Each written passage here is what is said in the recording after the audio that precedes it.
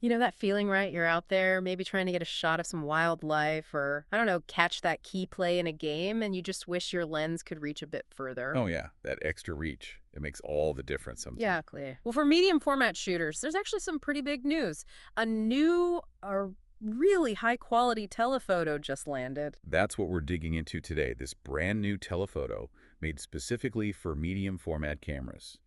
We've gathered insights from various hands-on reviews, anonymous sources, of course. Right, we're pulling out the key stuff for you. Yeah, we're trying to get straight to the point, figure out what you really need to know about this lens. Because that's the goal here, isn't it? Yeah. You want the important info fast. So our mission for this deep dive is to really understand what this lens can do.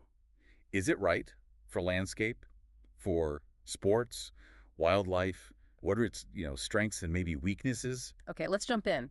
First impressions seem pretty interesting. Yeah. What are people saying straight out of the box? Well, the most common reaction seems to be surprise at the size.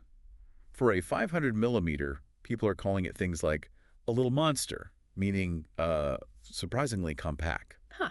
Little monster. I like that. What's the actual weight then? It comes in around 1.3 kilos. That's what, about 3 pounds? 3 pounds. Okay, that's actually not bad for 500 millimeters. Mhm. Might even be manageable handheld for a bit. That's what the reviewers suggest. And the build quality gets mentioned a lot, too. Seems really solid. Solid how? Like all metal. It's apparently a mix. Metal where it counts, but some high-quality plastics, probably to keep that weight down a bit. And crucially, lots of weather sealing. There's a gasket around the mount. Oh, good. You definitely need that if you're taking expensive gear outdoors. Can't be worrying about a bit of rain. Exactly. And handling-wise, there's some nice touches. It's got a hefty tripod mount, apparently very smooth, and the foot comes off, too. A removable foot, yeah, that's handy. What about buttons and switches on the side? Yep, the usual suspects. Autofocus controls, focus preset, and the image stabilization. People raving about the IF. Raving. How good. One review literally called it fantastic, said it makes a massive difference to how steady the image looks in the viewfinder. You can imagine it, 500 millimeter, any little shake. Oh, yeah. IS is almost essential at that length. What about the rings? Aperture focus. Okay, so there's an aperture ring, proper clicks every third stop, which photographers usually like, Yeah. and a lock for switching between auto and manual aperture. Good, good. And the focus ring. Smooth, rubberized feel.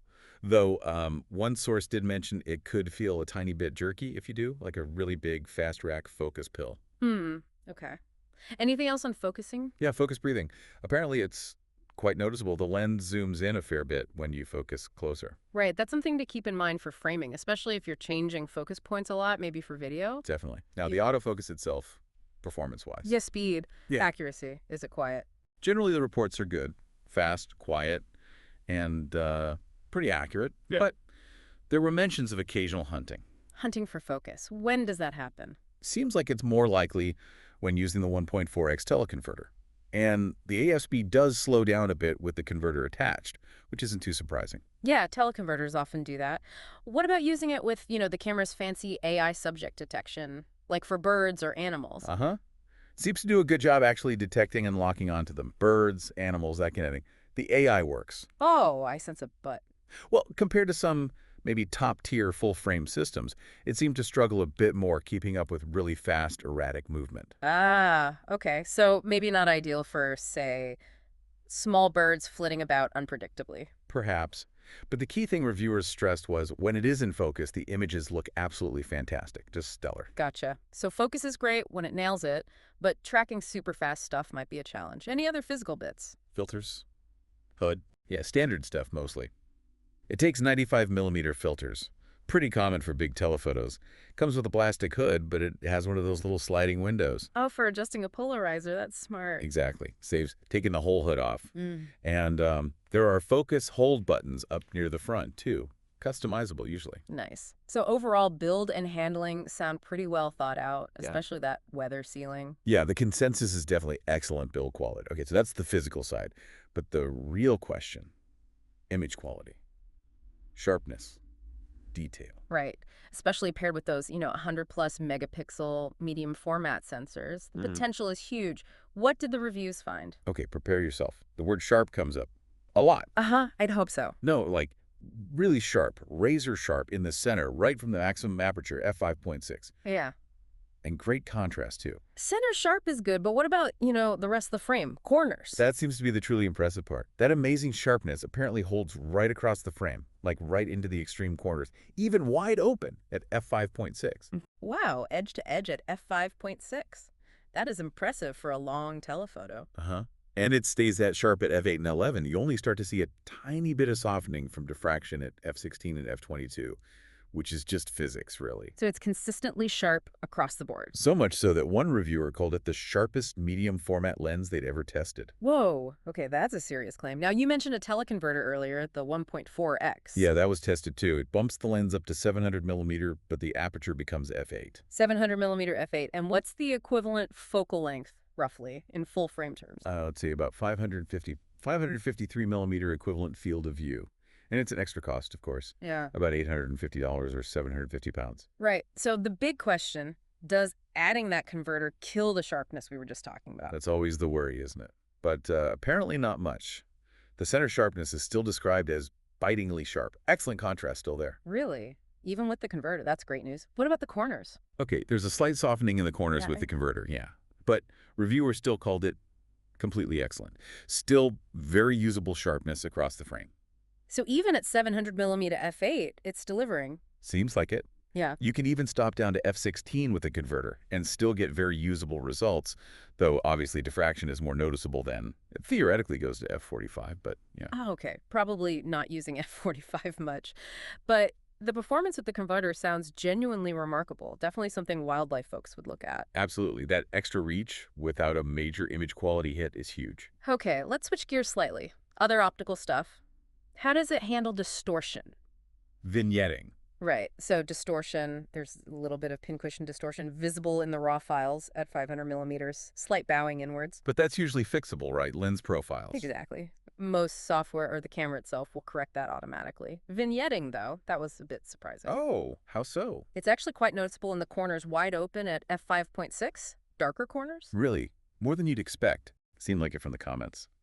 But it cleans up significantly by f8, so stopping down helps a lot. Same story with the teleconverter attached. Low distortion, but definite vignetting wide open at f8. So something to be aware of in processing, maybe apply a correction profile? What about focusing close? Minimum focus distance. It focuses down to 2.8 meters. That gives you a magnification ratio of about 1 to 5. Okay, so decent for birds, maybe larger insects, but not quite macro territory. Right. And close-up image quality.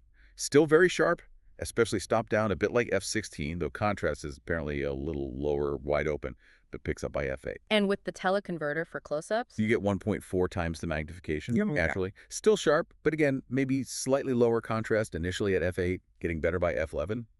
Pretty consistent behavior. Makes sense. How about flare? Shooting into the sun, bright lights? Seems pretty well controlled, actually. You can get some soft flaring if you, point it right at a very bright light source within the frame. But nothing too dramatic or distracting. Doesn't sound like it. Should be fine for most situations. Excellent. Okay, the big one for many people, bokeh. The quality of the blur. How does it render those out-of-focus backgrounds? Ah, yes. The reviews were pretty enthusiastic about the bokeh. Overwhelmingly positive. Gorgeous, smooth, creamy, all those words. Pretty much. Described as gorgeous, capable of making even quite messy backgrounds look smooth and pleasingly blurred. Really helps the subject pop. Nice. What about the highlights within the blur? Any harsh edges or weird textures? Apparently not. Specular highlights are described as clean. No distracting onion ring patterns inside them, no strong soap bubble outlines, just smooth transitions. That sounds ideal. Any quirks, like cat eye shapes in the corners? Yeah, there is some of that cat eye effect on the bokeh balls towards the edges when you're shooting wide open at f5.6. But apparently it clears up quite nicely once you stop down to f8. Okay, typical behavior for many fast lenses. So it sounds like it really delivers on that smooth background look. All right, let's pull this together. Thinking about different types of photography. Wildlife. Wildlife seems like a prime candidate. You've got the reach, especially with the converter. You've got that incredible sharpness for detail, maybe cropping later. And the image stabilization is a huge help. The main drawback might be Just the inherent nature of medium format, perhaps. The cameras might not have the same blazing burst speeds or quite the same level of predictive autofocus tracking for super fast action as, say, a top-end full-frame sports camera. Right, it's a different tool for maybe a slightly different approach to wildlife. What about sports? Potential there, definitely. But that f5.6 aperture means you might be pushing the ISO in less than ideal light. And again, that point about tracking very fast, erratic subjects might be a limitation for some sports. So maybe okay for tennis or field sports, less so for motorsport or indoor action. Could be. Depends on the sport and the lighting, I suppose, and how critical that absolute peak tracking performance is. And landscape. It's a long lens, but could it work? I think it could be really interesting for landscapes. While it's not your typical wide angle, that incredible edge-to-edge sharpness means you could isolate distant details, compress scenes, and get just phenomenal detail in specific parts of a landscape. Like picking out a distant mountain peak or compressing layers. I can see that. It offers a different perspective. Exactly. A tool for a specific kind of landscape vision. Okay, we have to talk about the elephant in the room. The price. Yeah, significant, around $3,500 US or 3,500 pounds in the UK. Oof. And the teleconverter adds another, what, 850, 750 pounds? That's right. So you're looking at well over 4 grand for the full 700 millimeter reach. It's a serious investment. No kidding. So is it worth it? What's the value proposition here? Well, the reviewers seem to think that, considering it's a specialized high-performance telephoto for medium format with image stabilization, the price might be about right. It's in the ballpark for this kind of optic in this system. So you're paying for that unique combination of reach, MF quality, and features like eyes. Pretty much. And the payoff is those incredibly detailed images. Imagine having 102 megapixels at 700 millimeter. Yeah. The cropping potential is just immense. You could pull out tiny details and still have a huge file. That's true. That resolution offers a lot of flexibility. So summing up the overall vibe from the reviews, what's the final word? Honestly, overwhelmingly positive. People use phrases like astonishingly good, called it one of the best lenses on the system. One just said they pretty much loved every second of using it. High praise indeed. And the teleconverter got the thumbs up too. Definitely recommended alongside the lens if you need the reach. The feeling is, yes, medium format isn't maybe for everyone or every type of shooting, especially if you need pure speed. But this lens makes the system way more versatile for people who do want that telephoto capability.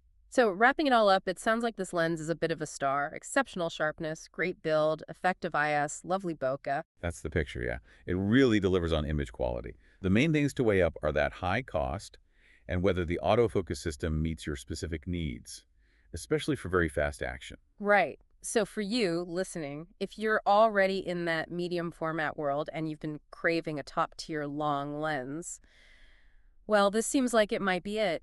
It could genuinely open up new possibilities, that blend of huge resolution and serious reach. It just makes you wonder, doesn't it? As medium format autofocus continues to improve, you have lenses like this delivering such incredible quality. Could we see more photographers using medium format for things like wildlife or even certain sports down the line, Yeah. challenging the full-frame dominance? That's a really interesting thought to leave people with. The lines are definitely blurring. It'll be fascinating to see how it all evolves.